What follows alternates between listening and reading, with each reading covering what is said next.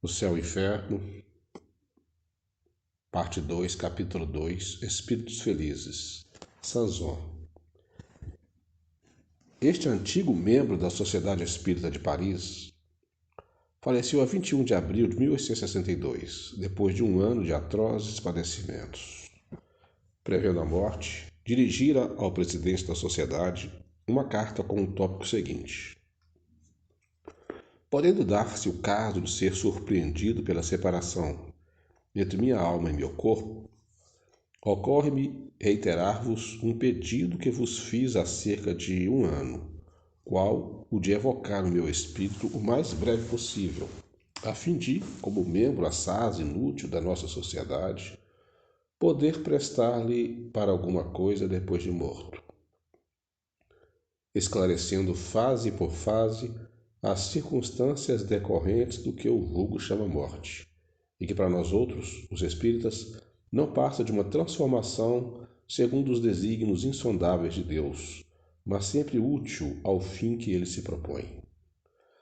Além deste pedido, que é uma autorização para me honrares com essa autópsia espiritual, talvez improfícua em razão do meu quase nulo adiantamento, e que a vossa sabedoria não consentirá ir além de um certo número de ensaios, ouso pedir pessoalmente a vós, como a todos os colegas que supliquem ao Todo-Poderoso, a assistência de bons espíritos e a São Luís, nosso presidente espiritual em particular, que me guie na escolha e sobre a época de uma nova encarnação, ideia que de há muito me preocupa.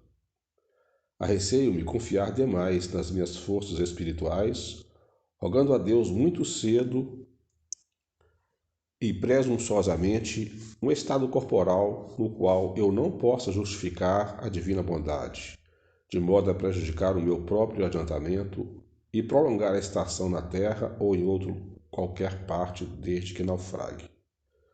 Para satisfazer-lhe o desejo, evocando-o o mais breve possível, dirigimos-nos com alguns membros da sociedade à câmara mortuária, onde em presença do seu corpo se passou o seguinte colóquio, precedendo uma hora o respectivo enterro. Era duplo o nosso fim. Íamos cumprir uma vontade última e íamos observar ainda, uma vez, a situação de uma alma em momento tão imediato à morte, tratando-se, ao demais, de um homem eminentemente esclarecido, inteligente e profundamente convicto das verdades espíritas. Íamos, enfim, colher nas suas primeiras impressões a prova de quantos sobre o estado do espírito pode influir a compenetração dessas verdades. E não nos iludimos à expectativa, porquanto o Sr. Sanson descreveu plenamente lúcido o instante da transição, vendo-se morrer e renascer, o que é uma circunstância pouco comum e só devida à elevação do seu espírito. Câmara Mortuária, 23 de abril de 1862. Evocação. Atendo ao vosso chamado para cumprir a minha promessa. Meu caro Sr. Sanson, cumprindo um dever com satisfação, vos evocamos o mais cedo possível, depois da vossa morte, como era de vosso desejo. É uma graça especial. Resposta, É uma graça especial que Deus me concede, para que possa manifestar-me. Agradeço a vossa boa vontade, porém sou tão fraco que tremo. Foste tão sofredor que podemos, penso eu, perguntar: como vos achais agora? Sentis ainda as vossas dores? Comparando a situação de hoje como a de 2 dias atrás, que sensações experimentais? Resposta: a minha situação é bem ditosa. Acho-me regenerado, renovado, como se diz entre vós, nada mais sentindo das antigas dores. A passagem da vida terrena para a dos espíritos deixou-me de começo num estado incompreensível, porque ficamos algumas vezes muitos dias privados de lucidez. Eu havia feito, no entanto, um pedido a Deus para permitir-me falar aos que estimo, e Deus ouviu-me. A fim de que tempo recobraste a lucidez das ideias? Resposta: ao fim de 8 horas. Deus, repito, deu-me uma prova de sua bondade, maior que o meu merecimento. Eu sei como agradecer, e eu não sei como agradecer-lhe. Estais bem certo de não pertenceres mais ao nosso mundo? No caso afirmativo, como comprová-lo? Resposta: certamente eu não sou mais deste mundo, porém estarei sempre ao vosso lado para vos proteger e sustentar, a fim de pregardes a caridade e a abnegação, que foram os guias da minha vida. Depois ensinarei a verdade, a verdadeira fé, a fé espírita, que deve levar à crença do bom e do justo. Estou forte, robusto, em uma palavra, transformado. Em mim não reconhecereis mais o velho enfermo que tudo devia esquecer, fugindo de todo prazer e alegria. Eu sou espírito e a minha pátria é o espaço. O meu futuro é Deus que reina na imensidade. Desejara poder falar a meus filhos, ensinar-lhes aquilo mesmo que sempre desdenharam acreditar. Que efeito vos causa o vosso corpo aqui ao lado? Meu corpo, pobre mísero despojo. Volve ao pó enquanto eu guardo a lembrança de todos que me estimaram. Vejo essa pobre carne decomposta, morada que foi do meu espírito provação de tantos anos. Obrigado, mísero corpo, pois que purificaste o meu espírito. O meu sofrimento, 10 vezes bendito, deu-me um lugar bem compensador.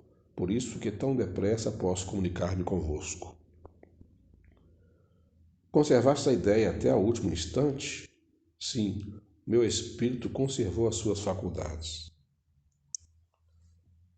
E quando eu já não mais via, pressentia, toda a minha existência se desdobrou na memória, e o meu último pensamento, a última prece, foi para que pudesse comunicar-me convosco, como faço agora.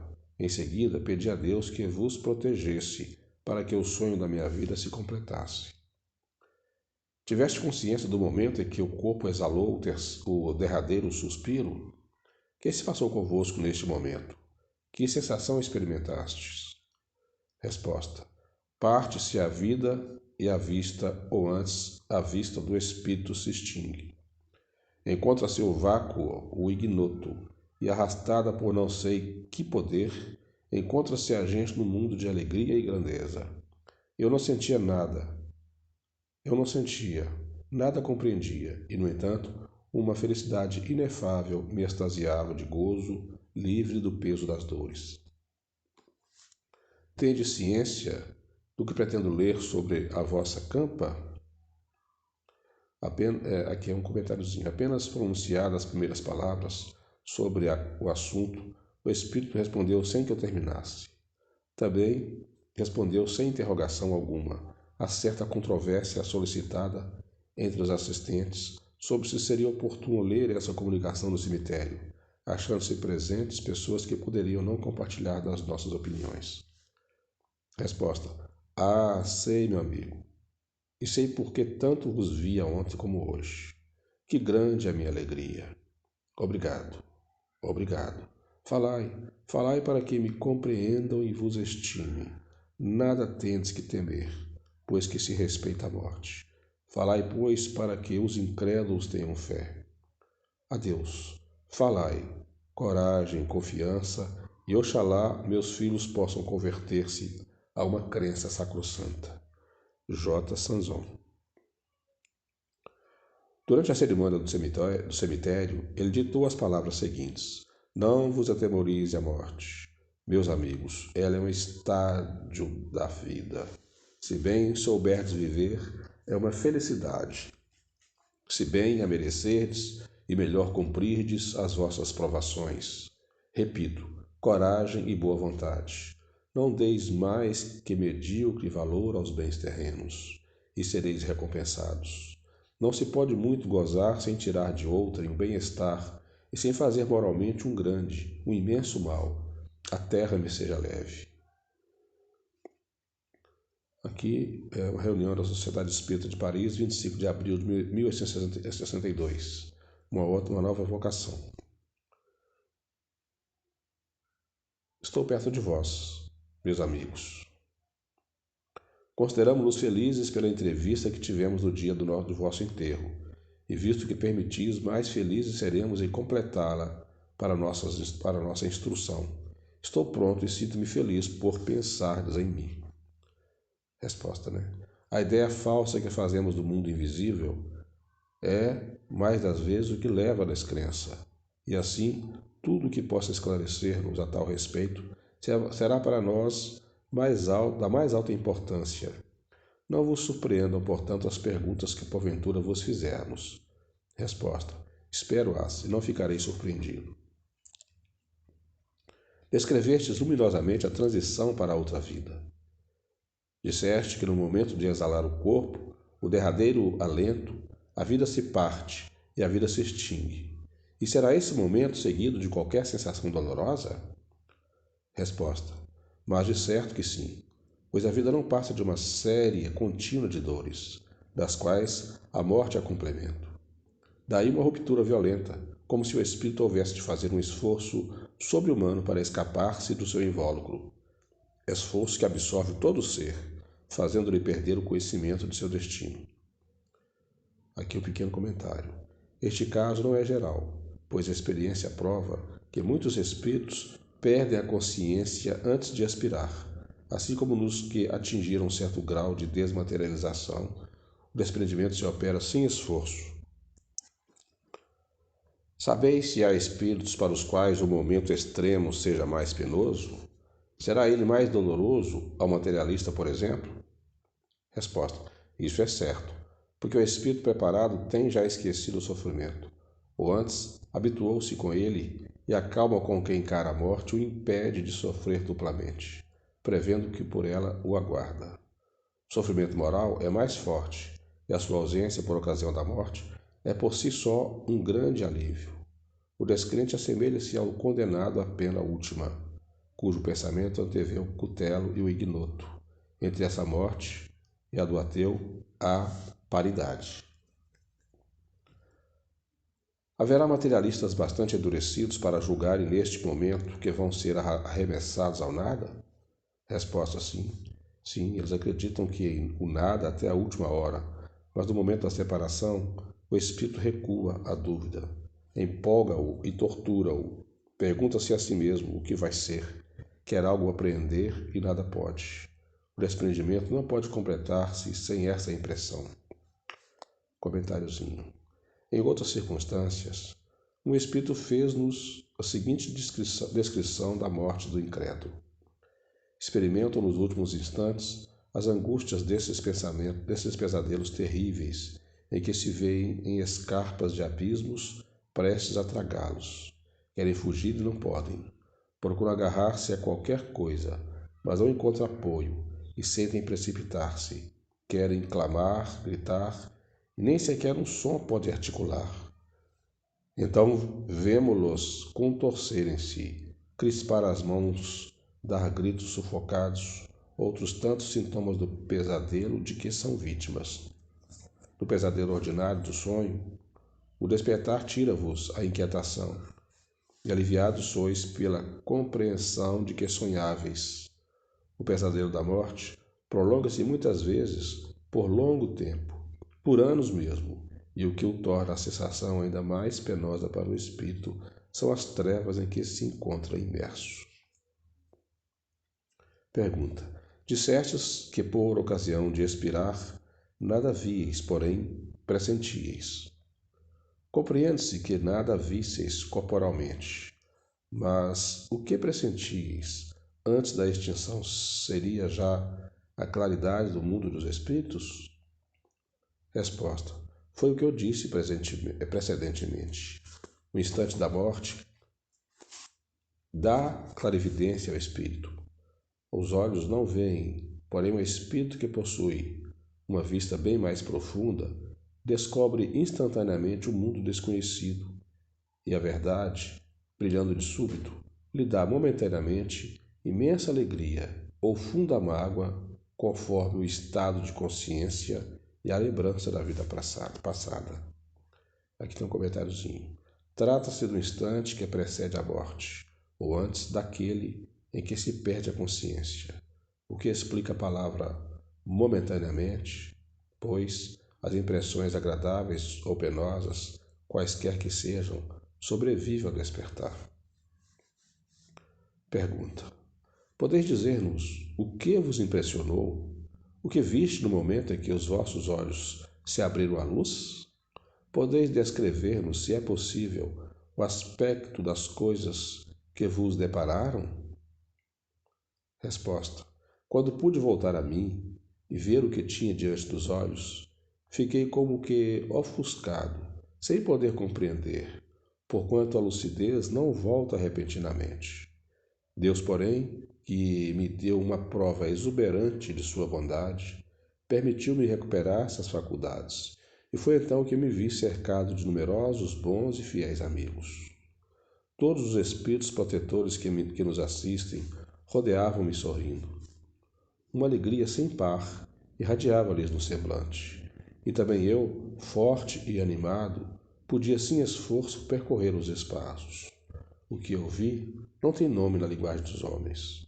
Voltarei depois para falar-vos mais amplamente das minhas venturas, sem ultrapassar, já se vê o limite traçado por Deus. Sabei que a felicidade, como vós outros a compreendeis, não passa de uma ficção. Vivei sabiamente, santamente, pela caridade e pelo amor, e tereis feito jus a impressões e delícias que o maior dos poetas não saberia descrever.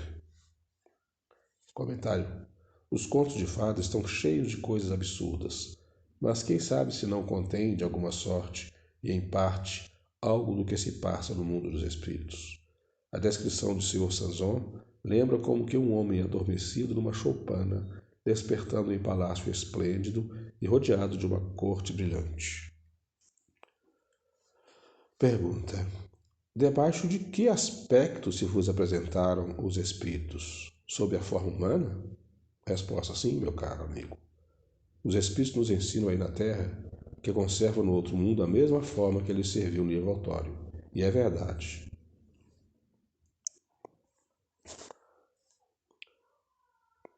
Mas que diferença entre a máquina informe, que penosamente aí se arrasta com seu cortejo de misérias, e a fluidez maravilhosa do corpo espiritual? A fealdade não mais existe porque os traços perderam a dureza da expressão, que forma o caráter distintivo da raça humana. Deus beatificou esses corpos graciosos que se movem com todas as elegâncias. A linguagem tem modulações intraduzíveis para vós, e o olhar, o alcance de uma estrela. Conjecturais sobre o que Deus pode produzir na sua onipotência. Ele, o arquiteto dos arquitetos, e tereis feito uma fraca ideia da forma dos espíritos. Pergunta: quanto a vós, como vedes? Reconheceis em vós uma forma limitada, circunscrita, ainda que imponderável? Sentis em vós mesmo uma cabeça, tronco, perna e braço? Resposta: o espírito, conservando a sua forma humana idealizada, divinizada, pode, sem contradição, possuir todos os membros de que falais. Sinto perfeitamente as minhas mãos com os dedos, pois podemos à vontade aparecer-vos e apertar-vos as mãos. Estou junto dos meus amigos e aperto-lhes as mãos, sem que disso se apercebam. Quanto à nossa fluidez, e graças a ela, podemos estar em toda parte sem interceptar o espaço ou produzir quaisquer sensações, se assim o desejamos. Neste momento, entre as vossas mãos cruzadas, tenho as minhas. Digo-vos, por exemplo, que vos amo, porém o meu corpo não ocupa qualquer espaço. A luz atravessa-o, e o que chamaríeis milagre, se acaso visseis, não passa para o espírito de ação contínua de todos os instantes. A vista dos espíritos não se pode comparar à humanidade, uma vez que também seu corpo não tem quaisquer semelhanças reais. Para eles, tudo se transforma na essência, como no conjunto. Repito-vos que o espírito tem uma perspicácia divina que abrange tudo, podendo adivinhar até o pensamento alheio. Também pode, oportunamente, tomar a forma mais própria para tornar-se conhecido. Na realidade, porém, o espírito que tem terminado a provação prefere a forma que o conduziu para junto de Deus. Os espíritos não têm sexo, mas como há poucos dias éreis um homem, desejamos saber se no vosso novo estado, segue a pergunta, tendes mais da natureza masculina ou da feminina? E o mesmo que se dá convosco poder-se-á aplicar ao espírito de longo tempo desencarnado? Resposta: não temos motivo para ser de natureza masculina ou feminina. Os espíritos não se reproduzem. Deus criou-os como quis, e tendo, segundo os seus maravilhosos desígnios de dar-lhes a encarnação sobre a terra, subordinou-os aí às leis de reprodução das espécies, caracterizada pela junção dos sexos. Mas vós deveis senti-lo, sem mais explicação que os espíritos não podem ter sexo. Comentário: sempre disseram que os espíritos não têm sexo, sendo este aspecto necessário à reprodução dos corpos. De fato, não se reproduzindo, o sexo ser-lhe-á inútil. A nossa pergunta não visava confirmar o fato, mas saber, visto que o Sr. Sanson desencarnara recentemente, as impressões que guardava no seu estado terreno. Os espíritos puros compreendem perfeitamente a sua natureza. Porém, entre os inferiores, não desmaterializados, muitos há que se acreditam encarnados sobre a terra com as mesmas paixões e desejos. Assim pensam eles que são ainda os mesmos que foram, isto é, homem ou mulher, havendo quem, por esta razão, suponha ter realmente um sexo. As contradições a tal respeito são oriundas da graduação de adiantamento dos espíritos que se manifestam, sendo o erro menos deles que de quem os interroga, sem se dar ao trabalho de aprofundar as questões. Pergunta: que tal se vos afigura a sessão? O seu aspecto é o mesmo de quando éreis vivo? As pessoas guardam para vós a mesma aparência?